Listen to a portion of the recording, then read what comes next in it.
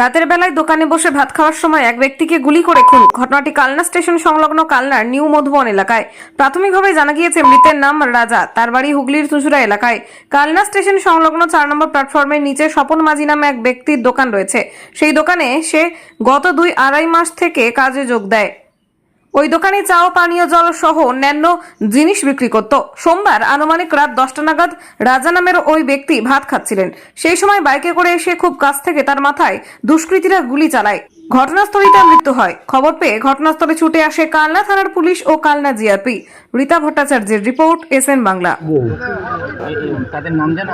হ্যাঁ, স্বপন মাঝি আর হচ্ছে মনা মাঝি। মনা মাঝিটা কে? মনা মাঝি হচ্ছে মানে স্বপন মাঝির স্ত্রী। আর যে মারা গেছে তার নামটা জানা নেই গো। তার নাম সবাই উনি এখানে বলছে যে রাজা রাজা বলে নাকি ডাকে।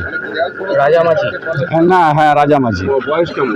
বয়স এই 38 এরকম হবে। আর বিবাহিত হবেই। ও এখানকার তো আমাদের সেরকম পরিচিত না, আমাদের এখানকার বাসিন্দারও না। এই রাজা কতদিন হচ্ছিল এখানে? এখানে বেশি দিন দেখছি না, এখানে মাস 2 দিনে হলো এসছে। দোকান ঘরটা কার? দোকানঘরটা হচ্ছে স্বপন মাঝির। স্বপন মাঝি আর তার স্ত্রী ছিল? হ্যাঁ হ্যাঁ, আর ওনারা দীর্ঘদিন ধরেই এই দোকানেই থাকে, খায় দায় শোয় এখানেই। স্বপন মাঝিরই আত্মীয় মনা মাঝি? হ্যাঁ হ্যাঁ, মানে মনা মাঝি হচ্ছে ওনার স্ত্রী। না সরি, আর যেখানে যে মারা গেছে যে মারা গেছে উনি হচ্ছে মানে রাজা বলে ডাকনাম মানে বলছে, আমরা যেহেতু জানি না গো। কি করতো এখানে? ও এখানে কিছু করতো না গো, এখানেই থাকতো, খেত, ঘুরতো, এমনি এমনি আমাদের সঙ্গে ব্যবহার ভালো করতো, ভাই ভাই বলে ডাকতো। মানে গুলি করেছে কোথায়? গুলি করছে একদম কপালে। দুটো গুলি? হ্যাঁ, দুটো গুলি। পরপর দুটো গুলি করে? হ্যাঁ হ্যাঁ। আর বাইরে একটা করে? আর বাইরে ওইখানে একটা করেছে। না, বাইরে একটাই করেছে। 3 রাউন্ড? হ্যাঁ, 3 রাউন্ড গুলি ছিল। দেখলাম মানে ওই এখানে একটা দোকান আছে, ওই স্বপন মাঝি বলে একজন আছেন, তার দোকান।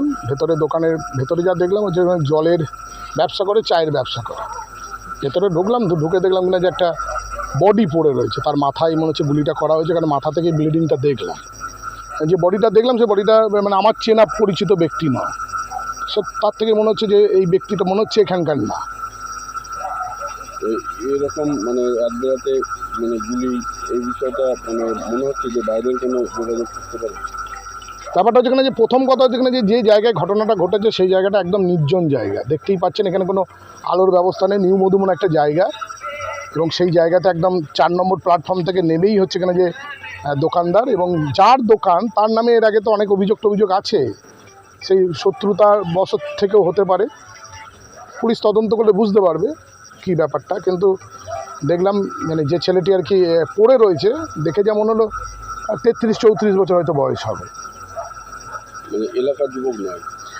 আমি তো দেখলাম না এলাকার মানে আমি যেটুকু চিনি আর কি, মানে আমি ধরুন কালনা শহরেরই তো আমি ছেলে, এবং যেটুকু এই এলাকাতে চিনি নিউ মধুবনের ম্যাক্সিমাম মানুষকেই আমি চিনি, কারণ তারা তো সবই তো কালনা থেকেই আসা। তা আমি তাদের মধ্যে কাউকে দেখতে পেলাম না। এই এলাকার মানুষজনও রয়েছে, যদি এলাকার পরিচিত কেউ হতো তাহলে তো তারা বলতো যে এই এলাকারই ছেলে। তাতে মনে হলো না এই এলাকার ছেলে। কাজ থেকে এসে বাড়িতেই ছিলাম, বাড়িতে এসে খবর পেলাম যে এখানে মার্ডার হয়েছে। কটা নাগাদ? তাও মানে এখন থেকে প্রায় 1 ঘন্টা মানে আগে এই সাথে দেখি এই অবস্থা। এবার কে বা কারা করেছে বা কীভাবে হয়েছে এত কিছু জানি না। চেনা কি আপনাদের? না, চেনা না। এলাকার লোক? না, এলাকার লোক না, এবং যারা এসে তাদেরকে আমরা দেখিও নি, চিনিও নি, কোনো দেখিও নি। এটা কি গুলি কি এরকম? এবার মানে আর কিছুই জানি না, আমি খবর পেয়ে জাস্ট এলাম যে এখন কীভাবে কী হয়েছে, গুলি করেছে আমরা কী করে সেটা জানি না, দেখিনি কিচ্ছু।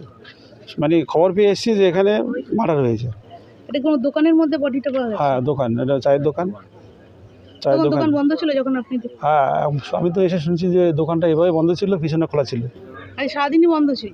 না, সারাদিন বন্ধ থাকে না, সকালে তো করে সারাদিনে খোলা থাকে, ওই টাইমটা ওরা বন্ধ থাকে বিকেলে? হ্যাঁ, ওই সন্ধ্যে তো 8টা 8:30 নাগাদ, হয়তো 15টা নাগাদ বন্ধ করে। সেই বন্ধ অবস্থায় পিছনটা খোলা ছিল, তখন এই কাজটা করেছে। আপনার নাম? ওর নাম জানি না। আমার নাম সুবীর নন্দী।